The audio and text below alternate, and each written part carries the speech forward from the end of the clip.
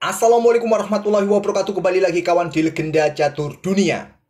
Dia adalah pecatur cilik, masih belia kawan, masih berusia 13 tahun, asal Turki, Yagis Erdogmus, yang mencatatkan diri sebagai pecatur termuda yang mampu mencapai angka 2600 bulan Oktober 2024 yang lalu, memecahkan rekor sebelumnya yang pernah dicapai oleh Abhimanyu Mishra, oleh Pragnananda, oleh Nodibek Abdusatrop, Nihal Sarin, dan pemain-pemain yang lain. Luar biasa bocah ini kawan.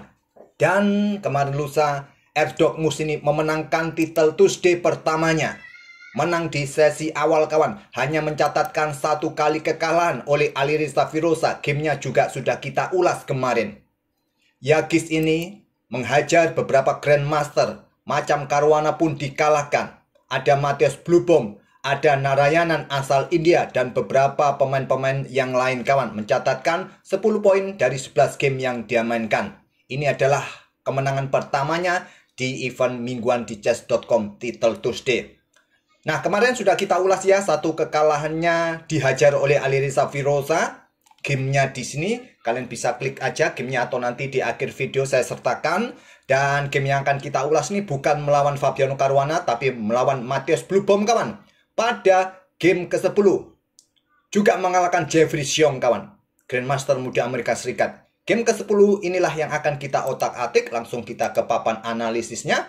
Dan sebelum kita mulai game ini, kalian bisa bergabung ke grup yang admin buat di chess.com kawan. Nanti kalau ada kesempatan, admin akan atur membuat turnamen mini kawan, berhadiahkan pulsa. Ya tentu saja admin juga akan mengumpulkan donasi bagi para donatur yang ingin menyumbang hadiah di turnamen yang rencananya admin nanti buat. Mungkin di akhir bulan atau mungkin kalau hadiahnya yang terkumpul banyak kawan, maka admin akan coba sering-sering membuat turnamen-turnamen mini. Nanti kita siarkan live ya di Legenda Catur Dunia.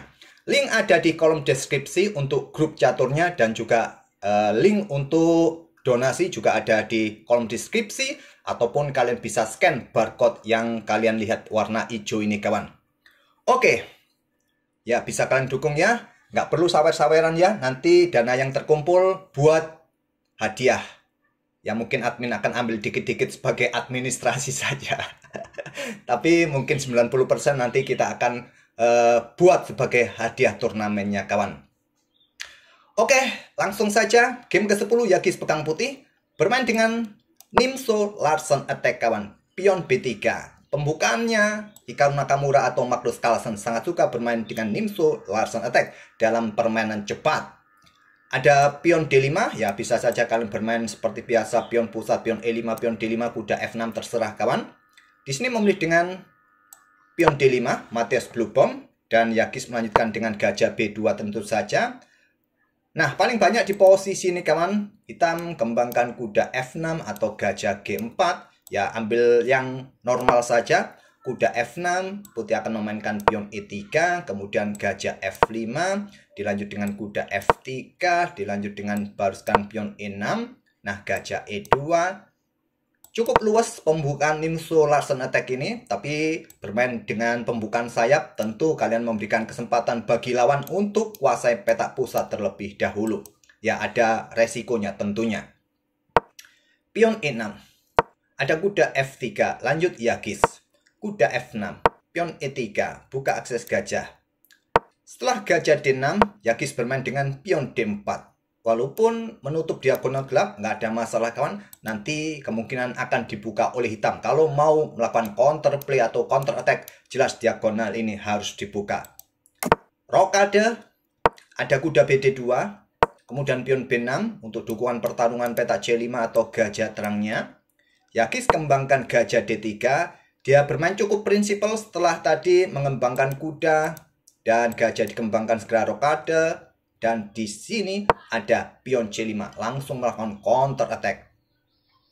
Dibalas dengan pion E4. Ya, kalian bisa juga langsung jual beli di sini kawan, mungkin ambil balik oleh gajah ataupun ambil balik menggunakan pion, nggak ada masalah buat hitam juga. Atau kalian melanjutkan dengan rokade juga bagus buat putih, nggak ada masalah. Pion E4, nggak mau menunggu lama, ingin menyerang kawan, dorong garbu 2 perwira. Di sini gajah tarik mundur ke petak E7. Nah, kalau ladeni dengan pion D pukul pion E4, maka kuda ini akan ambil balik kawan. Kalau jual beli sekali lagi, coba lihat. Benteng kalian terancam, nggak bagus. Seumpama kalian tahan melanjutkan dengan langkah gajah B7, maka ada pion D pukul pion C5, ganggu gajah. Kalau bergerak ke sini, ya kuda pukul kuda F6 cek. Nah, bangunan permainan kalian tentu rusak, nggak bagus sama sekali. Jadi nggak bagus untuk menerima pion ini, betul-betul nggak bagus. Gajah F4 yang paling kuat memilih gajah ke petak E7. Nah, pion dorong mendapatkan ruang, langkah kuat juga memilih langsung membuka permainan dengan pion E pukul pion D5. Pion E ambil balik pion D5, baru sekarang rokade. Kembangkan kuda C6, ada benteng E1 lanjut Yagis. Kemudian gajah G4. Di sini ada pion H3, gajah H5. Ada pion D pukul pion C5 agar tidak didahului oleh hitam ya. Ambil balik menggunakan pion B. Dia tidak ingin menciptakan pion terpisah kawan di center. Kalau ambil balik menggunakan gajah di sini ya masih memungkinkan juga. Dia ingin perkuat center dengan pion B ambil balik pion C5. Yagis melanjutkan manuver kuda ke F1, siap dibawa ke petak G3, ancam gajah atau ke center nanti. Nah, ada gajah mundur G6, menantang pertukaran. Yagis menolak, aktifkan kudanya, kuda G3, dan pion D4, blokade diagonal gelap bagi gajah sniper. Di sini, kuda F5, mengincar gajah kawan. Sudah saatnya juga dicaplok. Angka terbaik nanti diikuti dengan pion G6, ya benteng geser, biar jentuh gajah kan nanti. Memilih dengan langkah kuda ke D5, berikan ruang pergerakan bagi gajah, langsung dicaplok, kuda caplok gajah E7, kuda C yang ambil balik kuda E7, selanjutnya ada gajah C4, lanjut Yagis Erdogmus, kuda ke B4. Sepertinya tidak terlalu kuat kawan ya, kuda ke C6 yang kuat. Tapi memilih kuda ke B4 cukup rasional juga, idenya sederhana mengincar pion C2. Dan langkah terbaik seperti yang ditunjukkan engine ini kawan, panah biru kuda ke E5. Tapi memilih dengan pertahankan pion benteng E2. Dengan ide kuda E5 kalau gajah caplok pion ini ancam menteri, ya kuda ini siap dikorbankan ambil petak F7 kawan, juga menjangkau menteri. Jika benteng ambil kuda, maka gajah meluncur cek, raja ambil diikuti menteri cek. Kalau bergerak ke sini kawan, benteng caplok kuda dan kalian bisa mendapatkan ganti di belakang. Seumpama raja ini tetap backup kudanya, bisa kalian bergerak benteng akan naik ke petak E6, juga bisa kalian lanjutkan segera doubling benteng di lajur E ini. Oke, mungkin ada variasi yang terlewatkan, mungkin di posisi ini nggak kalian ambil, mungkin gajah ambil menteri di sini, maka kuda caplok menteri, tempo discover check, ya tambah amburadul ya, tambah amburadul. Kira-kira kalian memilih langkah seperti apa? Silahkan kalian otak-atik, nggak perlu admin tunjukkan cabang-cabang yang lain, nanti tambah bingung kalian. Tadi yang jelas benteng E2 pertahankan pion.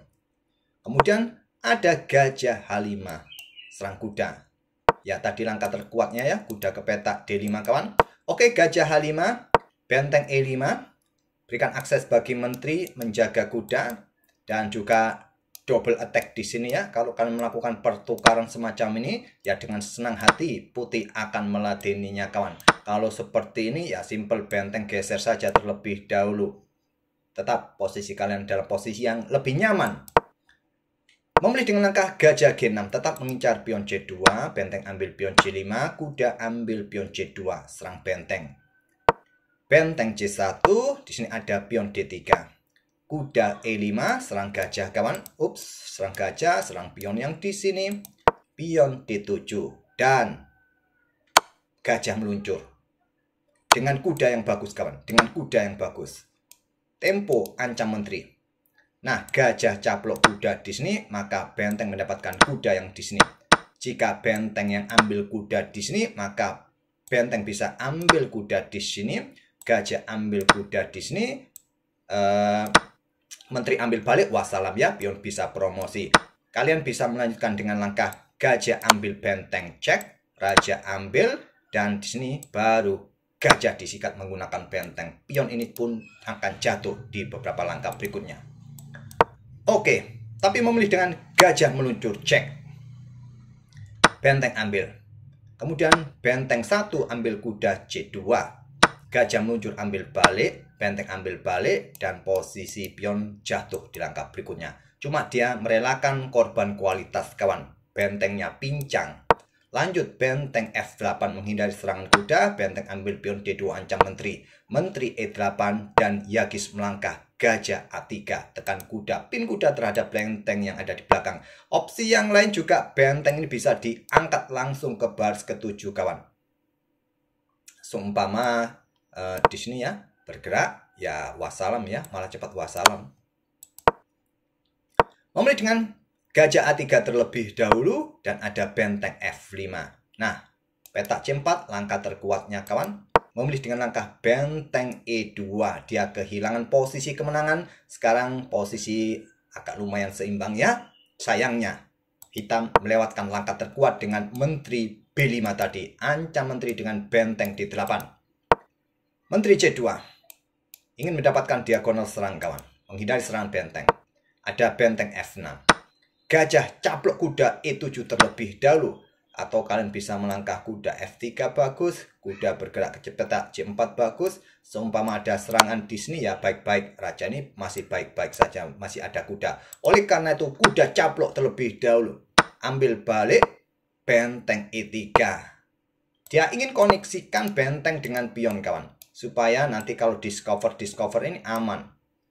Dengan langkah menteri langsung ke C4 ini kawan, skak maksud saya, agak ribet kepleset. Nah, kalau blokade dengan menteri di sini, maka kuda ini bisa bergerak ke petak D7 saja. Coba lihat, kalian akan kehilangan menteri.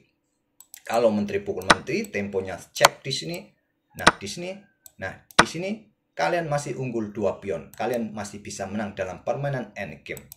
Oke, dengan benteng E3. Nah, benteng F ke D6. Ini langkah yang bisa menahan laju putih kawan. Kalaupun ada cek di sini, nah baru menteri E6, nggak ada masalah. Atau langkah seperti menteri mundur ke petak F8 ini juga bagus. Menteri bergeser ke petak B7 juga bagus. Memilih dengan langkah menteri ke petak D6. Masalahnya ada menteri C4 cek. Di sini menteri D5. Kalau menteri ke petak E6 sama ya, tadi dengan kuda G4 bisa tempo kawan serang benteng. Temponya di sini. Ya sama seperti tadi ya. Dengan langkah menteri D5. Ada benteng D3 kawan. Ya, kalau kuda jatuh maka benteng di belakang menjadi korban. Ya nggak bisa ya, ambil kuda nggak bisa, posisi menteri dalam posisi 1 diagonal kawan. Jadi kalau berlanjut menteri pukul menteri di sini, ya wassalam ya.